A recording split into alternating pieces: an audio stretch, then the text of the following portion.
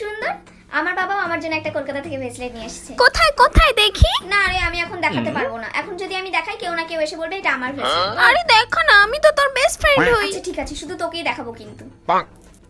এই দেখ, সুন্দর না? এটার মধ্যে আমার একটা পান্ডাও আছে। আরে এরকম তো সেম আমার কাছে একটা ব্রেসলেট ছিল। কই দেখি দেখি, আমাকে দে তো দেখি। কেন দেখাবো তোকে? আমার ব্রেসলেটটা তো পান্ডা ছিল আর নীল নীল কালার ছিল। ইস, নীল নীল আছে বলে কি এটা তোর ব্রেসলেট নাকি? প্রিয়া, তোর দেখা হয়ে গেছে না? আমি এটা ব্যাগে ঢোকালাম। আমার কাছে দে, আমি দেখলেই চিনে যাবো এটা তোর না আমার। এখন তুই বলবি এটা তোর ব্রেসলেট, যা তো এখান থেকে যা। দেখলি তো, এর জন্যই আমি বার করতে চাচ্ছিলাম না।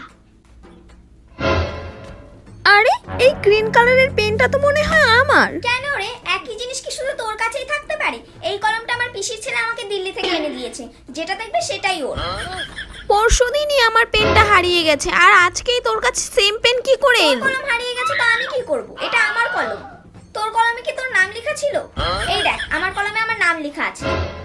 তাহলে তোর আর আমার পেনের কালার সেম হলো কি করে বল? হ্যাঁ, সেম কালার হয়েছে তো কি হয়েছে?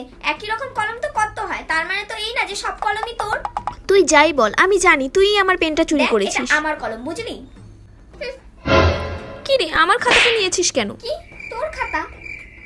এই খাতাটা আমি স্কুলে ঢোকার আগেই কিনছি। খাতাটা খোল, দেখ ভিতরে আমার নাম লেখা আছে। কোথায় লেখা আছে তোর নাম? দেখ কোথায় লেখা আছে।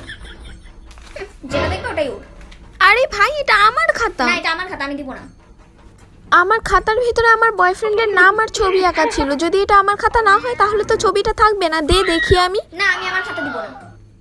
তোর কি এইটুকু বুদ্ধি নেই কারো পার্সোনাল জিনিসে হাত দিতে নেই? আরে এটা আমার খাতা কিনা এখনই প্রমাণ হয়ে যাবে। দে বলছি, এখনই সব প্রমাণ হয়ে যাবে। দে।